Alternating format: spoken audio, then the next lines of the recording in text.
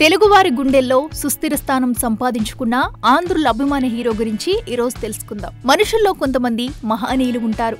దయాగుణం కలవారు, ఎదుటివారి సమస్యలకు స్పందిస్తూ తమ ఆర్థిక స్థితిని బట్టి సహాయం చేస్తారు.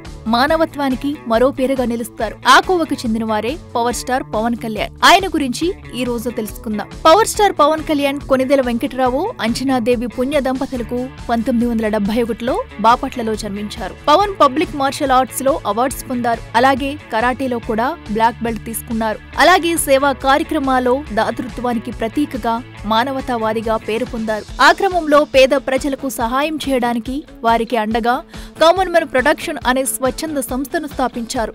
పవన్ కళ్యాణ్ 1996లో అక్కడ అమ్మాయి ఇక్కడ అబ్బాయి సినిమాతో తెరంగేట్రం చేశారు. 1998లో తొలి ప్రేమలో పవన్ నటించారు. ఈ చిత్రం భారీ కలెక్షన్స్ సాధించి పవన్ కళ్యాణ్ స్టామినా ఏంటో పరిశ్రమకు తెలియజేసింది. ఆ సంవత్సరంలో తెలుగు భాషా చిత్రాల్లో ఉత్తమ చిత్రంగా ఈ చిత్రం పురస్కారాన్ని అందుకుంది. తొలి ప్రేమ తర్వాత పవన్ కింగ్ బాక్సర్ గా నటించాడు. ఆ సినిమా విడుదలై అఖండ విజయం సాధించింది. 2000లో పూరి జగన్నాథ్ మొదటి చిత్రం ఖుషీ విడుదలైంది. ఈ చిత్రంలో పవన్ ఫుల్ ఎనర్జెటిక్ గా నటించాడు. ఖుషీ చిత్రం విడుదలైన అన్ని కేంద్రాల్లోనూ అద్భుత విజయాన్ని నమోదు చేసి బ్లాక్ బస్టర్ మూవీగా నిలిచింది. ఆ తర్వాత జానీ అనే మూవీ, ఆ సినిమాకి దర్శకుడు, రచయిత పవన్ కళ్యాణ్. 2004లో పవన్ గుడుంబ శంకర్ విడుదలైంది. అంజనా ప్రొడక్షన్స్ బ్యానర్ పై ఆయన సోదరుడు నాగబాబు ఈ చిత్రాన్ని నిర్మించారు. ఈ చిత్రానికి రచన, స్క్రీన్ ప్లే పవన్ కళ్యాణ్ రాశారు. అలాగే ఫైట్స్ కూడా ఆయనే కంపోజ్ చేశారు. తర్వాత కొన్ని చిత్రాలు వచ్చిన త్రివిక్రమ్ శ్రీనివాస్ దర్శకత్వంలో జల్సా విడుదలై తెలుగు చలనచిత్ర చరిత్రలో